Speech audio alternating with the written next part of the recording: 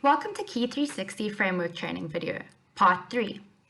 We're going to cover KEY360 forms, add new form, form icons, editing data fields and drop-downs, in-form grids, local and global layouts, status history, adding a status to a record, status visualizer, and adding attachments. Let's get started.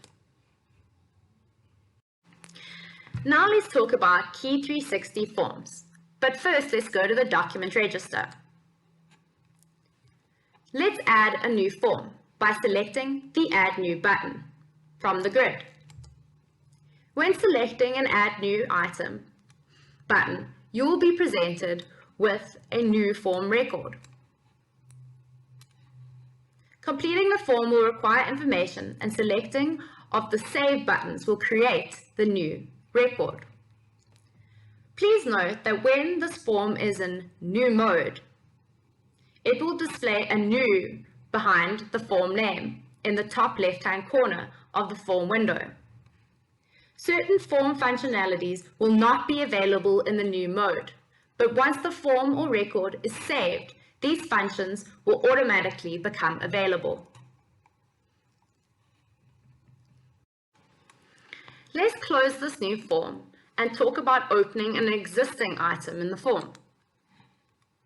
Any record or grid line can be opened into a form format, showing the record's information. The form may contain additional data that cannot be displayed in the grid.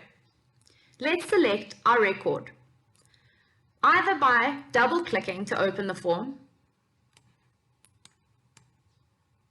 or alternatively, right-clicking and saying Open Record. This will open up our existing form.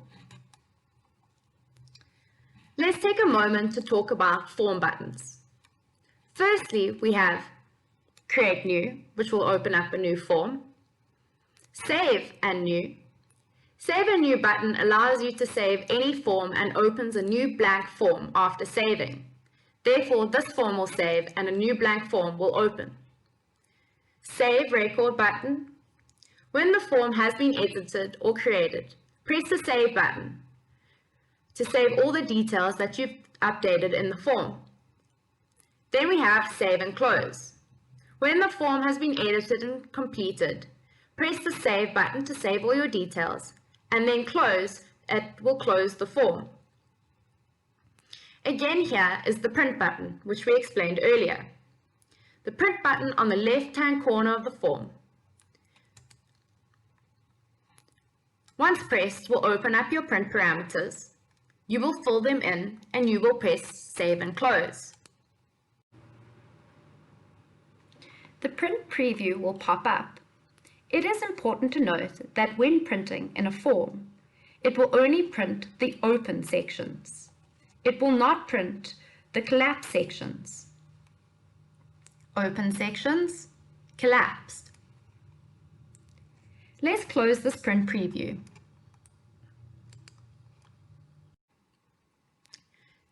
Just to confirm, all these sections that are open will print.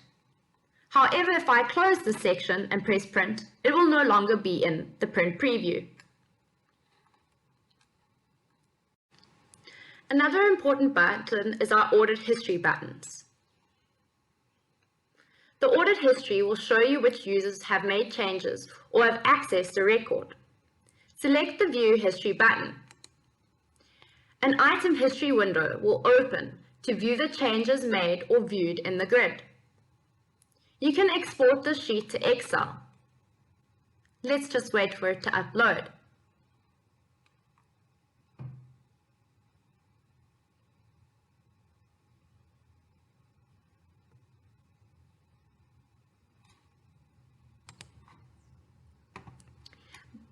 We can export this to Excel using Export to Excel. Let's close. Another important icon is Saving Form Layouts, which we covered a little earlier in the grid. Let's click the Form Layout button. This allows you to create your own local and global layouts. Global layouts can be downloaded by others and applied to this form. Let's select the Layout button. Under the local form layouts, click on Add New to create a new form layout. A new form layout window will pop up. This is where you'll be able to name your layout. Enter the name of your layout.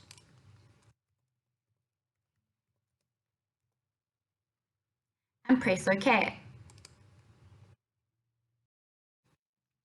Your new layout will appear under the local layout form section. In the top section of the maintain form layout block. Should you need to apply this layout again, just double click on the name of the layout to apply it in your form.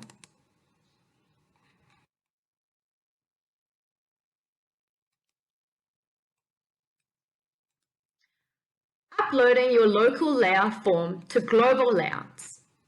Let's click on your saved layout and then click on Upload current form template to global. A new window will pop up.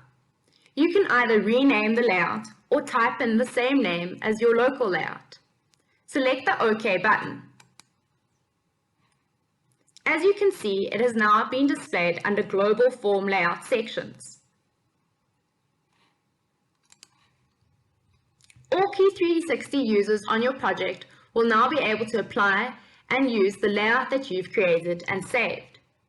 You can edit the name or delete the saved local or global layouts using the Edit or Delete items. Edit and delete. Downloading the global layouts to your local layout. Select your global layout and press Download Form Template to Local. You're welcome to rename this layout. If not, just press OK.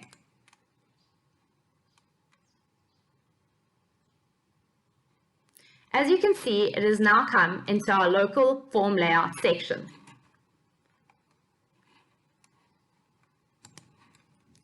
Now let's double click on this new layout to apply it to our form.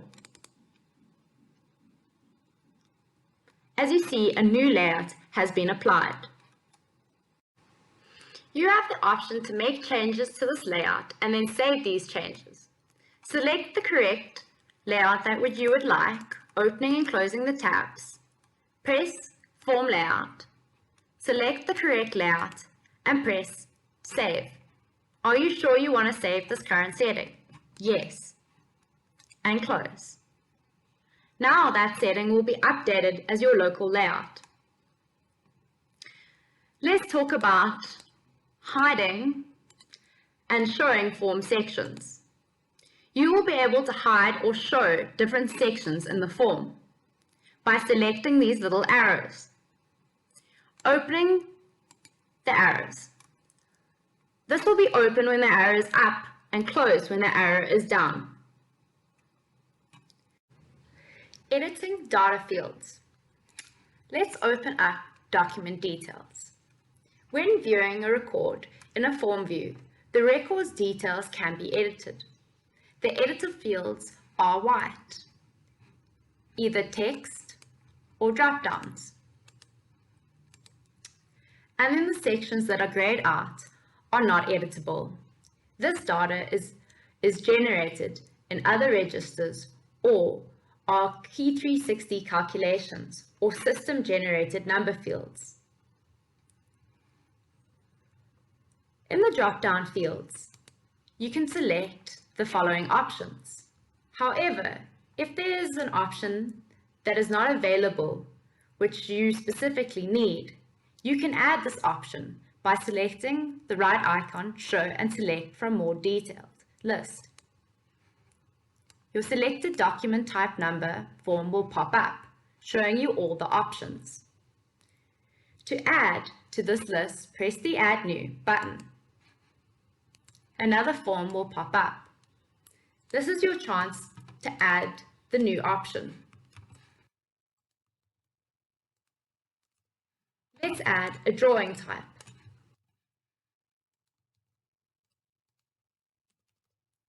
You're welcome to add a description. And we're going to put it as the last on the sequence. Press close and save. Select your new entry and press close and save. Now your new entry will be available in the drop-down list.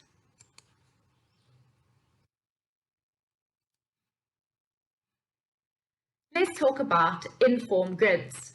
Some forms contain grids within the form itself, such as status history. These grids contain all the same functionality as a regular grid. Status history. When using status history, the status history shows the history of any previous status or of this record. In this section, you can also add a new status. Double-click on the record to open up the form.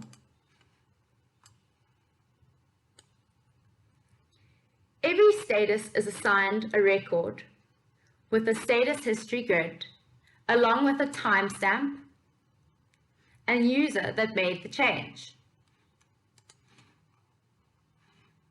Let's now add a new status to this record.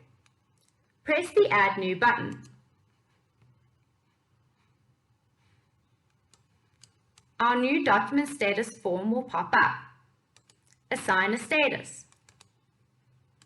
You're also welcome to add a comment to explain why the status was changed, and press Save and Close.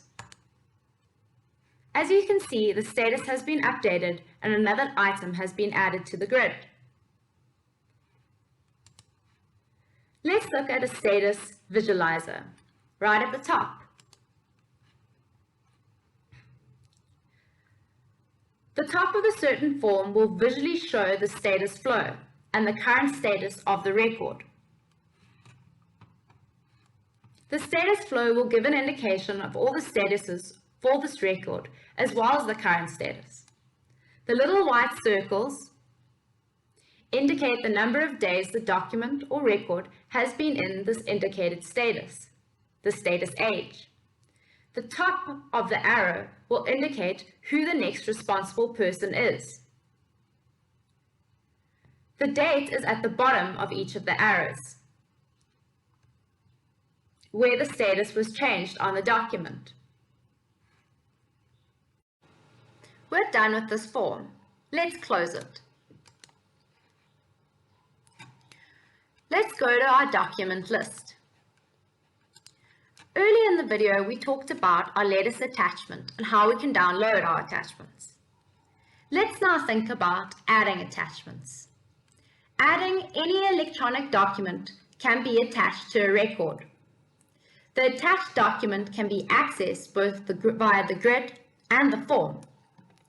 These two documents don't have attachments.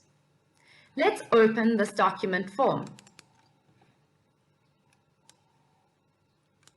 As you can see under Revision Attachment, there's no attachments attached. Let's add new. Our document revision attachment form will open. There are three ways to add an attachment: via the disk, which is your Windows Explorer, a bucket, which is the KEY360 document bucket, and the camera, which is your PC camera. I'm going to explain to you how to upload a document via the disk. To attach this document, ensure that the disk is selected. Select the yellow arrow at the bottom.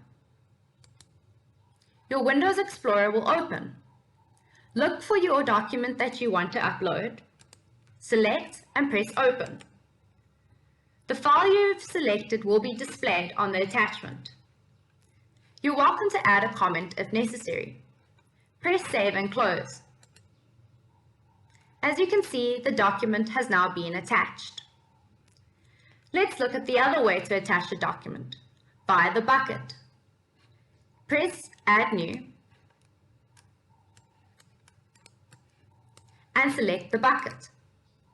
Please note that your document won't be in the bucket unless you've already placed it there. Let's quickly show you how to place a document in the bucket. Open up your Window Explorer. Search for your document.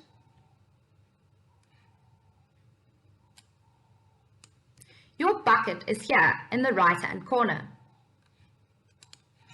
Hold down your item and drop it into the box. A confirmation will pop up. Press yes. Another confirmation will pop up. Select Do Nothing. Your document has now been added to the bucket. Ensure that your bucket is selected. Click the drop down and scroll. Here is our document that we just dropped into the bucket. Select it. Now that your document has been attached, press Save and close. As you can see, the document has been attached again, but now via the bucket. Let's close and save this form and refresh our grid. As you can see, our attachment has been added. Thank you for watching KEY360 Framework Training video, Part 3. Please note that Part 1 and Part 2 are available for your viewing.